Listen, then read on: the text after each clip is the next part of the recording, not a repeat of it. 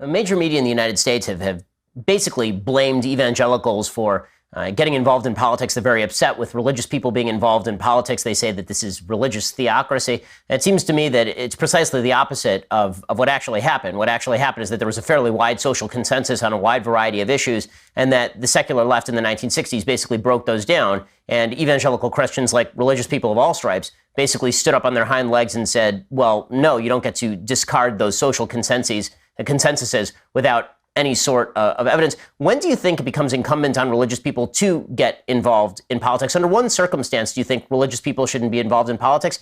And how should they be involved in politics? Well, first of all, in 2016, I went to every state capitol and held a prayer rally on the Capitol steps. I thought if I would have a few hundred join me in prayer, that would be important, because I felt our country was in trouble and we needed to pray. Instead of hundreds, it was thousands. In some places, tens of thousands of people who showed up on the Capitol steps to pray. And they weren't there to hear me speak, but they were there to pray for our nation.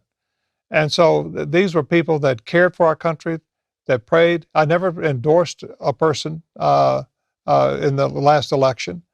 And I just encouraged people to pray the way they felt God was leading them to vote. So I encouraged people to vote.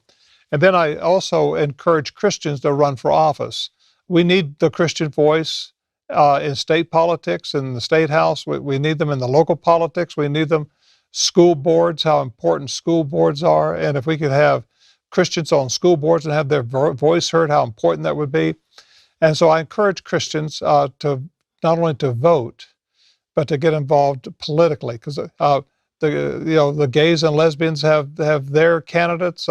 Muslims have their candidates.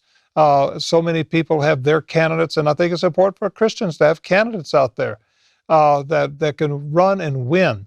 And we need the Christian voice. This is America. This is democracy, and we certainly have the right to have a voice at the table. So that's kind of what we're doing, Ben. We encourage people to vote. Again, I don't try to tell people how to vote. I'm a conservative. I have conservative values, just not only politically, but spiritually. I have conservative values. But I think we as conservatives have a right to be heard and have a right to vote and to be part of the process. How should Christians think about the separation of church and state? Every time Christians get involved in politics, there are accusations that they're trying to establish a Christian theocracy, that this is the Handmaid's Tale or something like that. How should Christians think about their involvement in politics while respecting the boundaries between church and state? Well, I mean, I think we don't compromise. I think this part of the problem we've had is Christians have compromised. We shouldn't compromise. We should hold to what the Bible teaches and hold to those standards. And if we have a majority, I think we have an opportunity to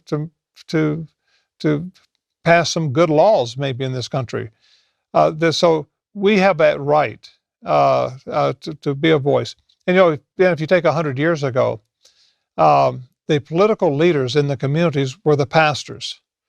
If your house burned down and your family was desolate, you went to the local church and the pastor would find somebody in the community that would take you in. They would clothe you, they would feed you, they would care for you. But the government has taken those type of social services upon themselves, and they don't do it nearly as good as the churches used to do it.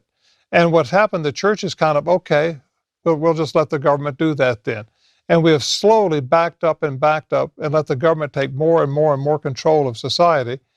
And they're not doing a better job at it. They're doing an inferior job, not better. When a lot of the problems that we face today were handled at the local level, it was done with compassion, with love, and with the interest of the people that they were helping.